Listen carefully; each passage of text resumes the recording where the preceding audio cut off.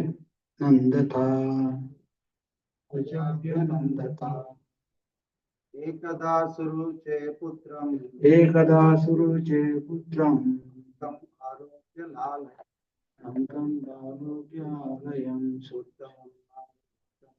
उत्तमं नारभक्षन्तं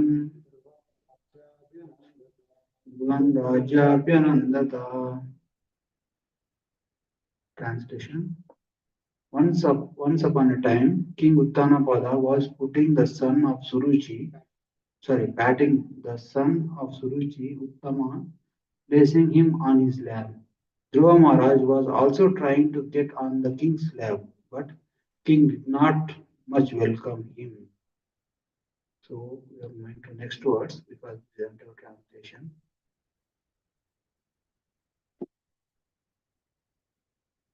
तथा चिकीर्षमाणं तं सपत्न्यास्तनयं ध्रुवं सुरुचे शृण्वतो राज्ञां श्रेयां श्रेयाम् आहति Garvita शीर्ष्यमाहति गर्विताम्. Translation.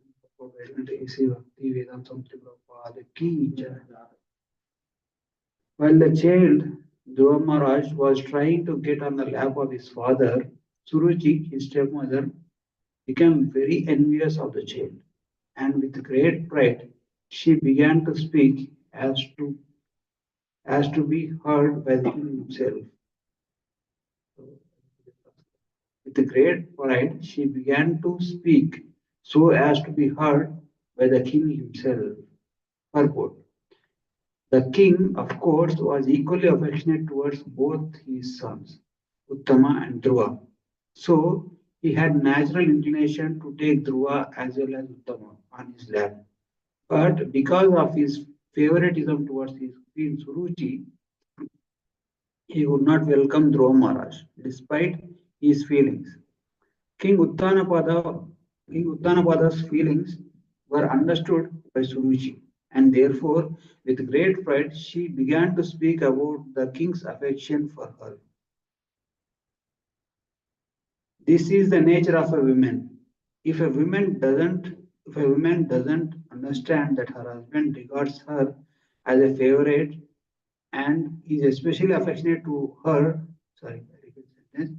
If a woman understands that her husband regards her as a favorite and is equally affectionate to her, she takes undue advantage.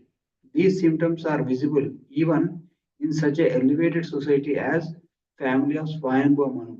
Therefore, it is concluded that the feminine nature of a woman is present everywhere.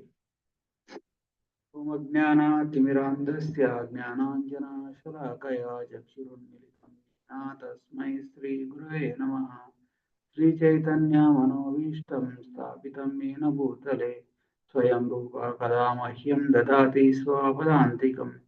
वन्देऽहं श्रीगुरो श्रीयुतापदकमलं श्रीगुरोन् वैष्णवांश्च श्रीरूपं साग्रजातां सहगना रघुनाथान्वितं तं सजीवं साद्वैतं सावधूतं परिजनसहितं कृष्णचैतन्यदेवं श्रीराधाकृष्णपादान् सहगना ललिता श्रीविशाखान्वितंश्च. हे कृष्णा करुणा सिन्धो दीनबन्धो जगत्पते गोपेश गोपिकान्त राधाकान्त नमोऽस्तुते. तप्त कांचन गौरांगी राधे वृंदावनेश्वरी शबानुसुते देवी प्रणमामि हरिप्रिये. जय श्री कृष्ण चैतन्य प्रभु नित्यानंद श्री अद्वैता गदाधरा श्रीवासादि गौर भक्तवृंद. हरे कृष्णा कृष्णा कृष्णा हरे हरे हरे राम राम राम हरे हरे. मुखं करोति वाचालं पुंगं लङ्घयते गिरिं यत्कृपातमहं वन्दे श्रीगुरोऽन्दिनतारणं परमानन्दमाधवं श्रीचैतन्येश्वरम्. Hare Krishna. So here is a verse which states about the like I was going through the previous notes that I made on this. So that devotee who preached on this, he was addressing that this is the example of taking the advantage of the favoritism of the authorities, the empowerment that authorities give us, taking advantage of it. So if authorities like no appreciate some devotee or no highlighting someone, then that person will think that all others are inferior to me. That person will think that I can say anything to anybody or no, I can do anything. So here, Uttanapada had two wives, Suniti and Suruchi, and Suniti was the elder wife, and Suruchi is the younger wife. And it is said that like if elder wife is there and somebody marries another wife, younger wife, then it means that younger wife is more beautiful or more favorite to the king. So uh, then this will kind of creates kind of pride in the younger wife and kind of insecurity in the elder wife. So it is said that even though Suniti doesn't have any kind of competitive or no, any kind of envious nature towards Suruchi, but Suruchi, just to show herself how great she is, how she can control king, she unnecessarily developed this competitive mentality. So this can be like whenever any wife and husband concept comes, immediately the devotees will correlate it to spiritual master and disciples. So if one disciple, like spiritual master, uh, like now empowers or give him service of to a particular disciple, immediately he will think that he is superior to others. And if he is not uh, pious enough, he may develop envy towards other disciples or other devotees who are closer to the spiritual master. Or it can be not only spiritual master, it can be with respect to authorities also. If authorities give certain kind of responsibilities or empowerment to certain devotee, immediately he will think that I have the authority over others also. And his dealings will decline in quality. He thinks that he can say to anything, anybody. Okay? So, that's why this Maharaj always highlights, like he never uh, empowers or never displays his affection towards his disciple because it increases pride in them, and due to this pride, they start offending other devotees. Okay, so this is the role of authorities. This is the duty of spiritual master and role of authorities also, not to highlight one person so that he thinks that he is so special and he thinks that he has authority over the other person. So and like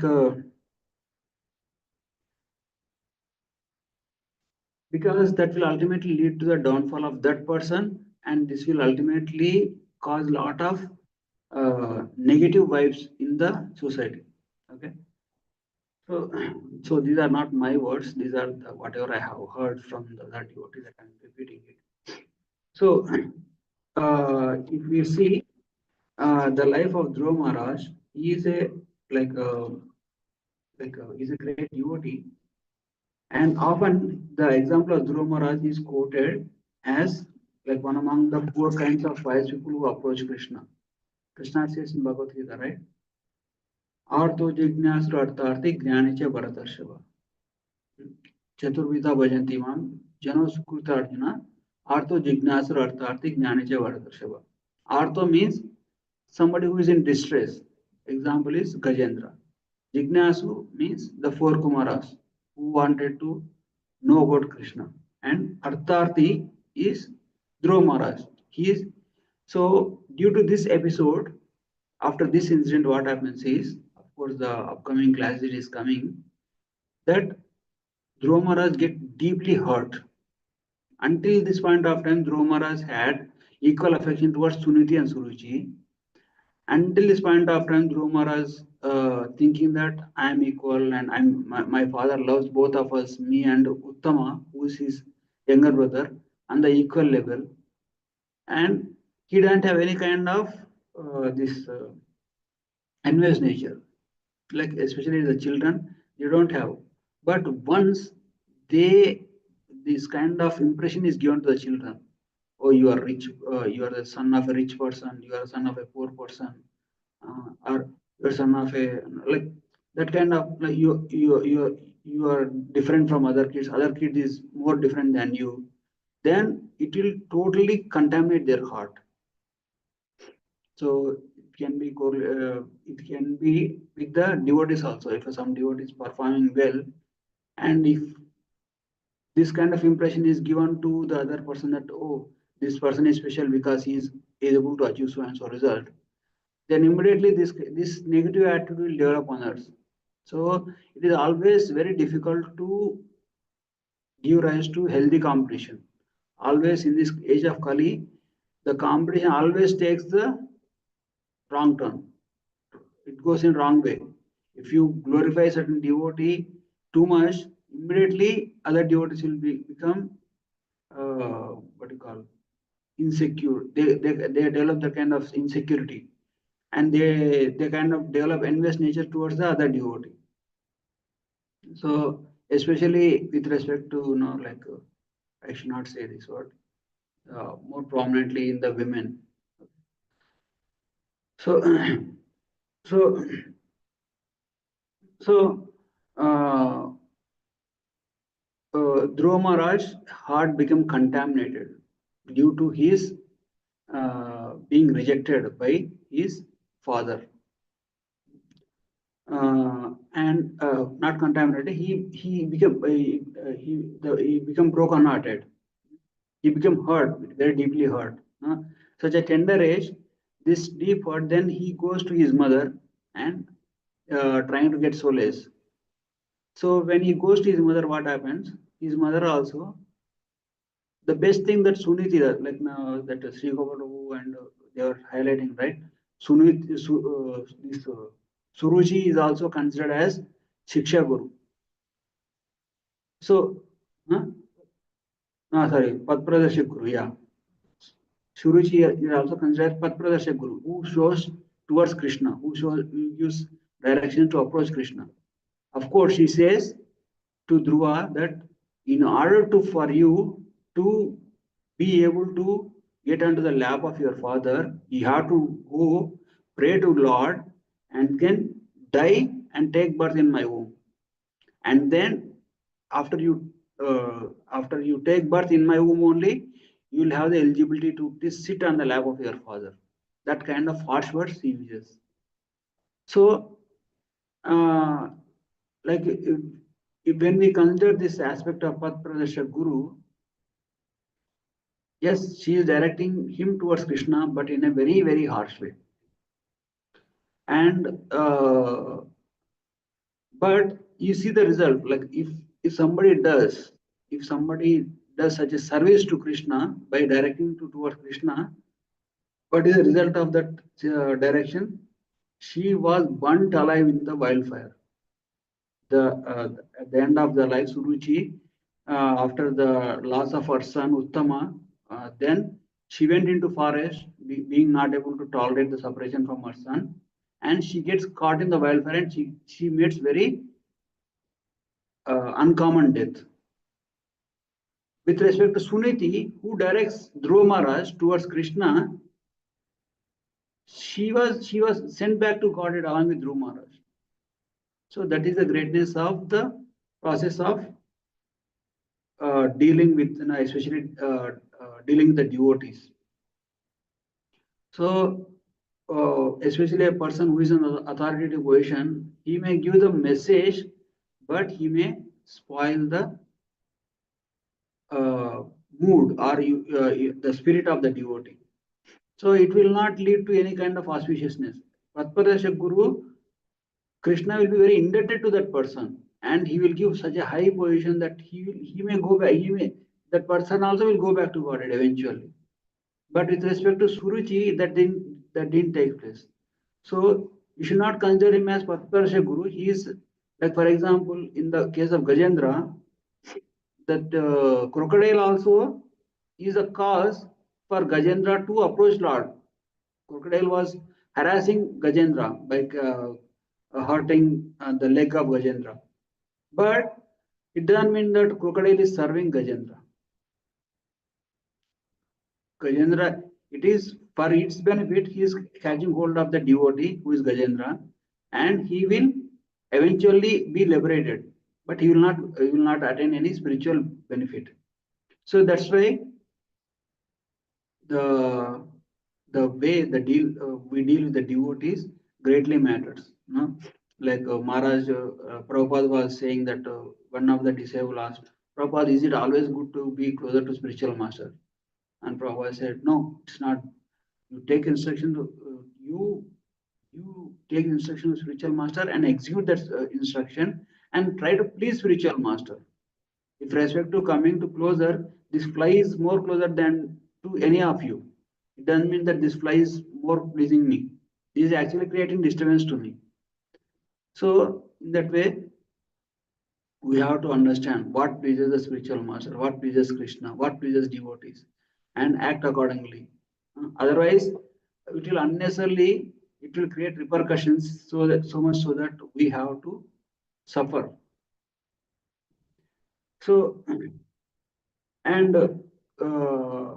with respect to Dhruva Maharaj approaches Krishna following the instructions of his mother Suniti. And when Dhruva Maharaj approaches Suniti in the upcoming verses, you will see the Suniti first thing he does is she doesn't speak anything negative about Suruchi.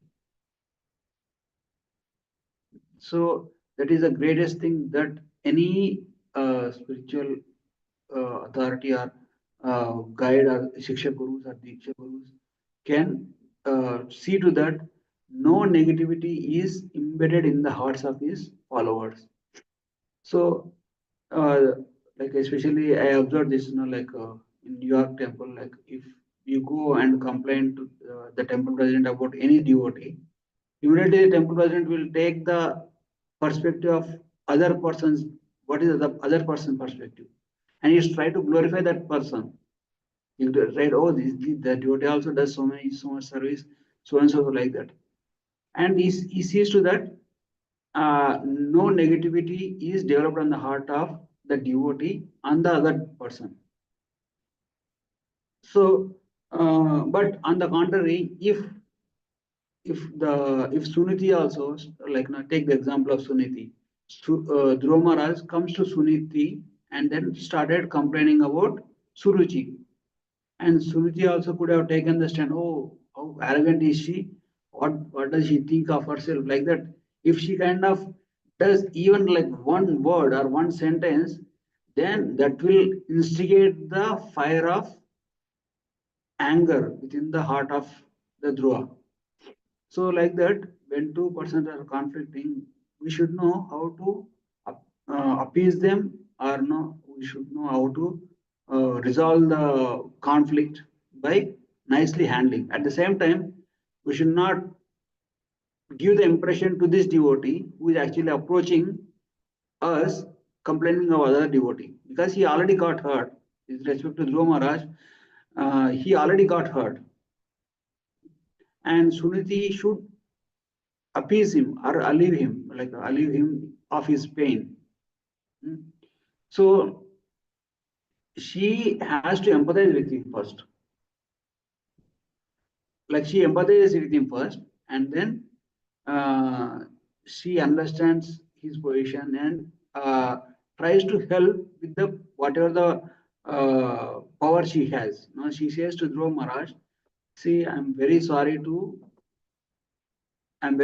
that you have went through such a situation. And but the fact is, your father likes your stepmother more than me, and whatever she advised you to approach Krishna is in fact true, because I don't have any power to overpower the king's decision. So you approach Krishna and try to get blessing from Krishna. Only Krishna can help you. So if any person who approaches us about complaining about something, first thing is we have to try our best to give them the help and guidance without arousing any negative feeling or negativity in their heart. And if it is not possible for us, we have to direct to the higher authorities or higher or even Krishna or no. So like that, this wonderful episode of even Suniti, Suruji, and Dhruv Maharaj, we have valuable lessons for us in dealing with the devotees. And Prabhupada writes, I was hearing the lecture of Prabhupada. Prabhupada said, for those who think material life is all in all, so all these things are materialistic in nature. Only the greatest, everything got spiritualized is by being Suniti saying to approach Krishna, and Dhruva Maharaj taking the advice of Suniti so seriously that he renounced his palace and approached Krishna, approached spiritual master Narada Muni, and then finally he got the darshan of the Lord Hari.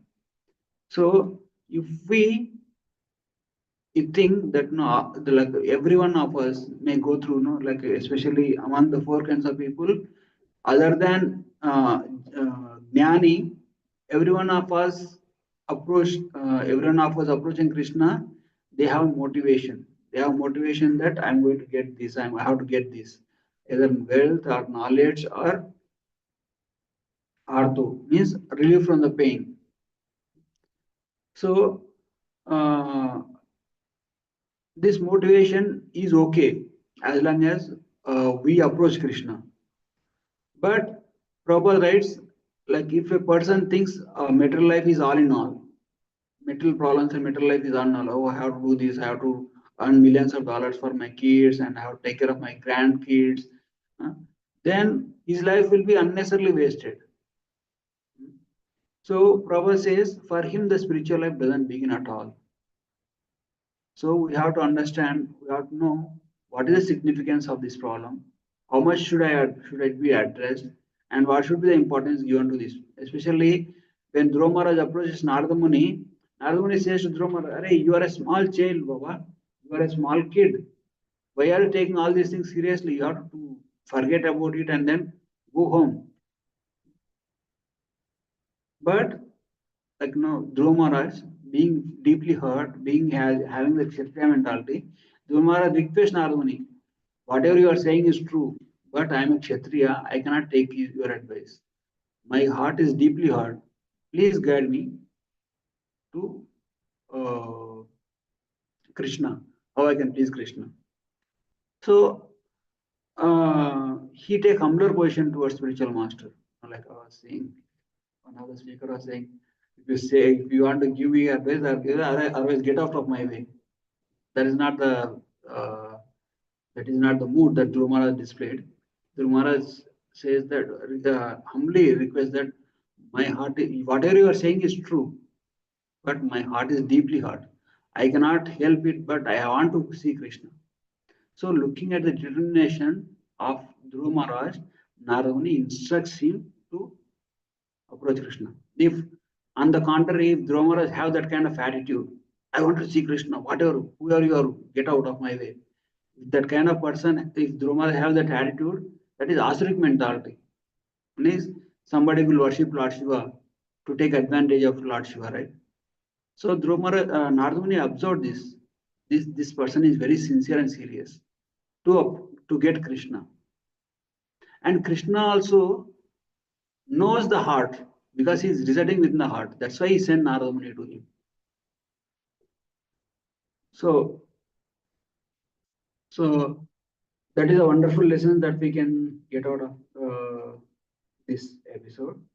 And with respect to Dhruva Maharaj approaching Krishna is a mixed devotion.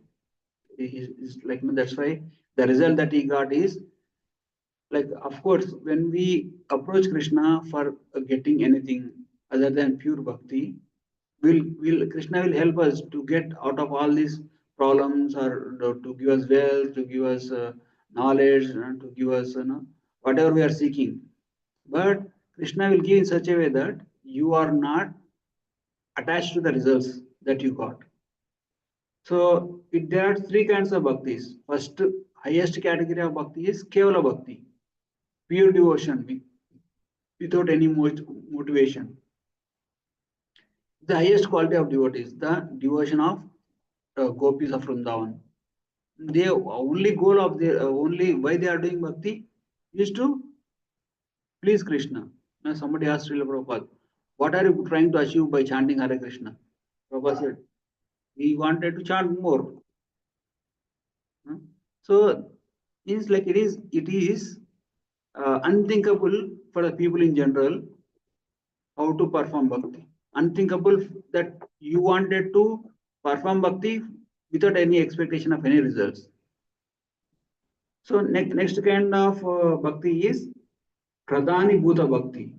Means like bhakti is predominant, but along with bhakti, they also need something.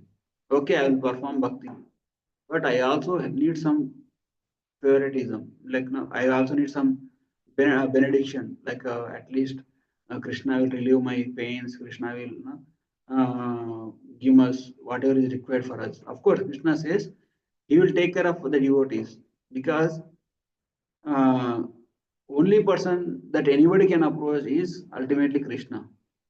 Kata Upanishad says, right? Nityo Nityanam Chetana Chetanam Eko Bahunam Yo Vidati Kamas. Only one person, like Krishna is Nitya, means he is eternal among the eternals, and he is conscious person among the conscious persons, and Eko Bahuna Yo Vidati Kamas. Is what that one person is actually fulfilling the desires of all others. So we will either get directly from Krishna or from other sources, but ultimately Krishna is the one who is actually fulfilling our desires. So even if we approach Krishna for your desires, or even if you don't approach Krishna, ultimately Krishna is the one who has to fulfill our desires. And next third level of bhakti is Gunibhuta Bhakti, means bhakti in the mode of passion, goodness, passion, and ignorance. Means it is impelled by the modes of nature. It is influenced by the modes of nature. That is the third level of devotion service. So here, if you see, the Dhruva Maharaj belongs to the second level of devotion, Pradhani Bhuta Bhakti, or Guni Bhuta Bhakti, because he is in passionate in nature. So it's not the highest form of devotion, but at the same time, approaching Krishna for any kind of, for anything, in any manner is always auspicious. Krishna himself calls them as Mahatmas. They are not some cheap people approaching Krishna for some material benediction. They are Mahatmas. And it is, Prabhupada writes, everyone has the equal rights on the property of God because he is the ultimate giver. So it is right thing to do to approach Krishna for anything that you wanted. Best thing is having no desires. But if you are not on that level, then admit it. Yes, I want some desires. I have some desires, and only Krishna can fulfill. And approaching Krishna is the best thing that we can do. Okay. So that's what I can think of. If I hope I didn't confuse you all too much, right? Is it clear, bro? Yeah. Yes, sir.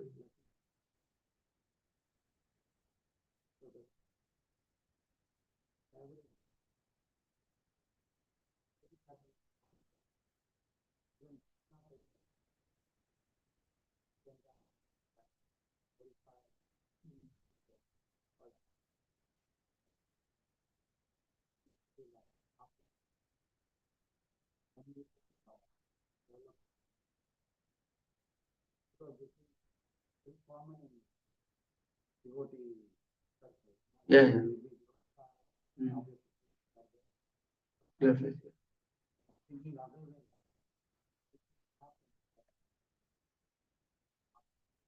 Give me a positive competition so that why do you tell me the future? Yes, yes, yes. I appreciate you. Yes. I know naturally like because of the condition I'm thinking from No, yeah, Sasuro is saying that favoritism, if spiritual master glorifies one devotee, other person should take in a positive manner, like no, that why that person is getting glorified. So I also have to serve like that. That is true, but what I'm trying to highlight is when spiritual master or any authority, when he uh, like glorifies that person, it should not rise, it should not it should not give the impression that he has authority over other. If with respect to Suruchi here, the king is liking her more than Suruchi, but she is taking undue advantage of that situation. She is trying to with she's saying in such a way that king also will listen. No, you are not qualified to sit on the lap. And she said it so lively that king also will listen. Means here he is saying he is trying to control the king also. Of course, king is already controlled. He's not taking Dhruv Maharaj as affectionately as Uttama because he doesn't want to dismiss Suruchi.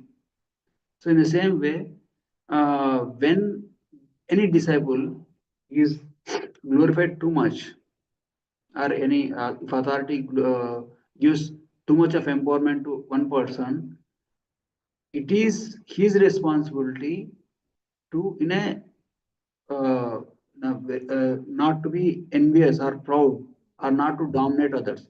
And if you see the Chaitanya Charitamrita, when Mahaprabhu glorifies any devotee, all other devotees surrounding him will glorify more than Mahaprabhu.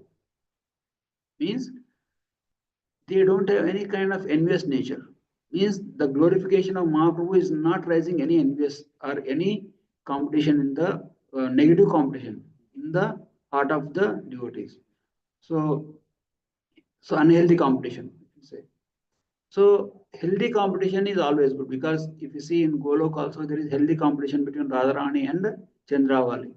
And the devotees always compete, like in the case of Gundicha Marjana, Mahaprabhu actually started this healthy competition among devotees who will collect more dust. Hmm. So, like that, as long as healthy competition is there, always good. But as soon as when the authorities immediate sense this kind of competition is rising, kind of becoming unhealthy, is rising the envious nature of the devotee, immediately they should control it by and not unnecessarily glorifying. So it is said that when you have to give feedback, you have to give in the when nobody is there. When you want to glorify, you have to glorify in front of others. But that glorification is should be like no, that is good thing. Glorifying one should be glorified in front of others, and everyone should have that consciousness that when the authority is glorifying means we should also have to see the wonderful glorious qualities in that devotee rather than competing ourselves, unnecessarily comparing and competing with that person. That like based on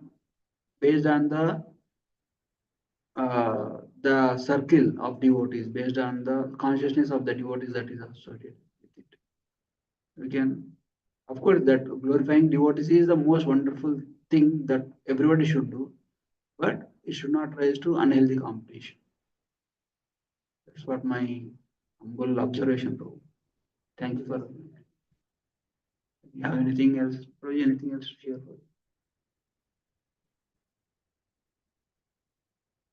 Yeah, online. Anybody have any questions or comments?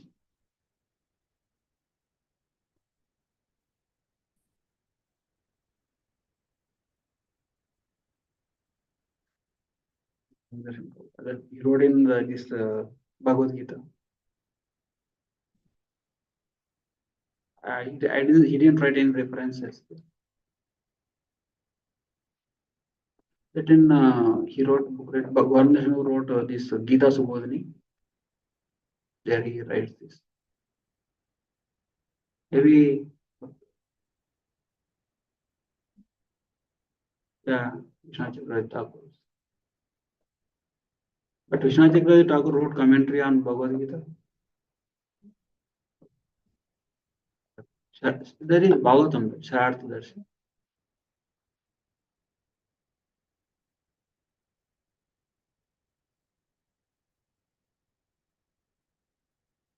Varshini is Bhagavad Gita.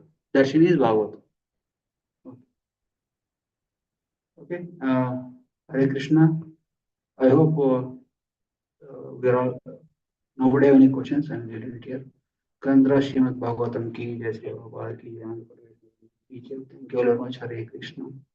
Please forgive me if I spoke anything wrong as your humble servant. Thank you.